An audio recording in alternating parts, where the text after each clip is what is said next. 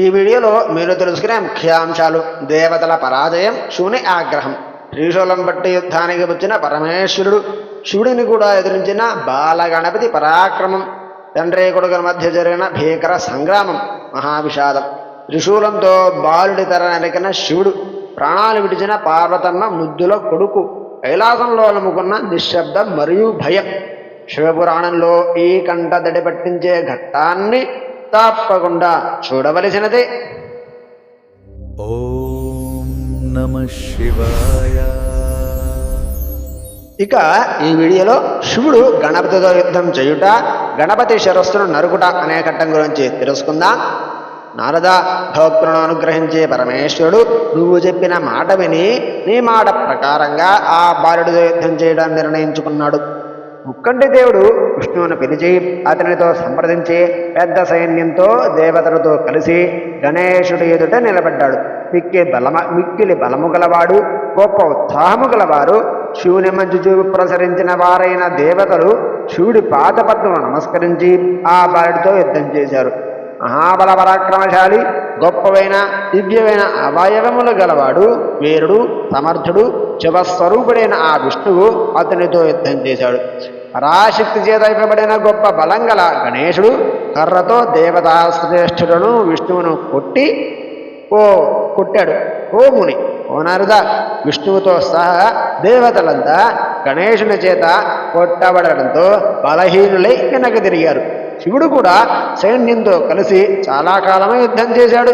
భయాన్ని కలిగిస్తున్న ఆ గణేశుని చూసి మిక్కిలి ఆశ్చర్యపోయారు.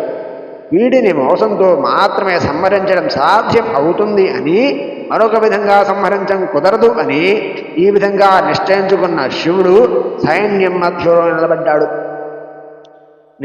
నిర్గుణుడై సగుణుడై రూపాన్ని ధరించిన శివుడు విష్ణువు కూడా యుద్ధానికి రాగానే సమస్త దేవతలు, మహేషుని గణములు కూడా మిక్కిలి ఆనందించాయి. వాళ్ళంతా ఒకరితో ఒకరు కలుసుకుని ఉత్సవం చేశారు. అప్పుడు శక్తిపుత్రుడు, వీరుడైన గణేశుడు వీరిగతిని ప్రదర్శించి ముందుగా సుఖాలన్నిటికీ నిలయుడైన విష్ణువుని ముందుగా తన కర్రతో కొట్టాడు. అప్పుడు విష్ణువు శివునితో ఇలా అంటున్నాడు: ఓ ప్రభు, నేను ఇతనిని మోహింపజేస్తాను. ఆ సమయంలో నువ్వు అతనిని వధించు. ఈ తపశ్శాన్ని సమీపించడం సాధ్యమయ్యే పని కాదు. మోసం చెయ్యకుండా ఇతడిని వధించలేము అని చెప్పాడు. ఈ విధంగా నిర్ణయించి శంభునితో సంప్రదించి ఆయన అనుమతితో విష్ణువు గణేశుని మోహింపజేసే ప్రయత్నంలో లీనమయ్యాడు. ఓ నారద, గణేశుని మోహింపజేస్తున్న విష్ణువును చూసి శక్తిమాతలిద్దరూ తమ శక్తిని, బలాన్ని గణేశునికి ఇచ్చివేశారు. వారిద్దరూ అంతర్ధానమైపోయారు. గణేశుడు రెట్టింపు బలంతో విష్ణువు మీదకి పరిఘను విసిరాడు. ఈశ్వరానుగ్రహంతో అతి కష్టం మీద ఆ పరిఘ వారి నుండి విష్ణువు తప్పించుకున్నాడు. విష్ణువు ముఖాన్ని చూసి గణేశుని వైకోపించిన మహేశ్వరుడు తన త్రిశూలాన్ని చేతబట్టి యుద్ధం చేయడానికి ముందుకు వచ్చాడు. తనను సంహరించడానికి త్రిశూలంతో ముందుకు వస్తున్న మహేశ్వరుని చూసిన గణేశుడు తల్లి యొక్క పాదపద్మమును తలుచుకుని తన వద్దనున్న శక్తితో శివుడి చేతి మీద కొట్టాడు. శివుడి చేతిలోని త్రిశూలం క్రింద పడిపోయినది. వెంటనే శివుడు పినాకమనే తన ధనస్సును ప్రయోగించాడు. గణేశుడు ఆ ధనస్సును నేలపై పడేశాడు. లోకాచారాన్ని అనుసరించి శివుడు ఇలా అనుకుంటున్నాడు: అహో, ఈ రోజు నాకు పెద్ద దుఃఖమే వచ్చిబడినది. ఇప్పుడు గణముల గతి ఏమవుతుంది అని ఆలోచిస్తున్నాడు.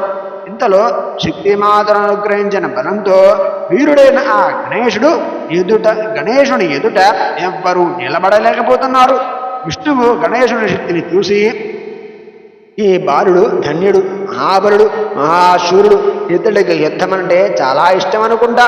నేను దేవతలను, దానవులను, రాక్షసులను, ఋషులను, గంధర్వులను, దితిపుత్రులను అనేక మందిని చూశాను. కానీ వారిలో ఏ ఒక్కరూ గణేశుని తేజస్సు కానీ, రూపము కానీ, శౌర్యము కానీ, గణములు కానీ మొదలైన వాటితో దేనితోనూ సరితూగరు.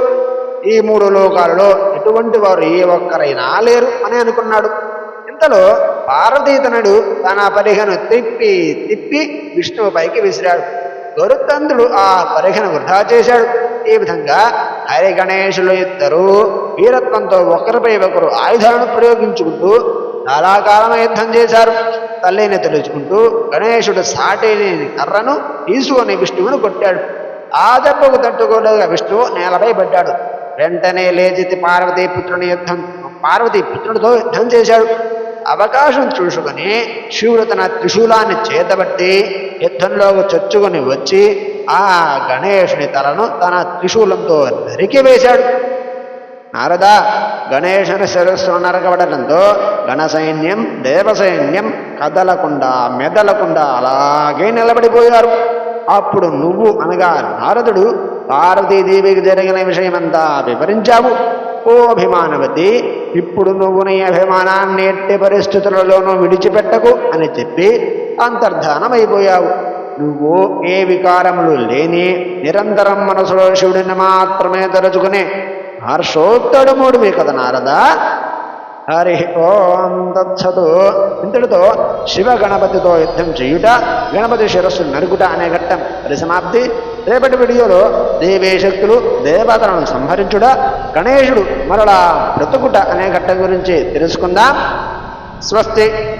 ఇప్పటి వరకు చూసిన ప్రతి ఒక్కరికి ధన్యవాదాలు.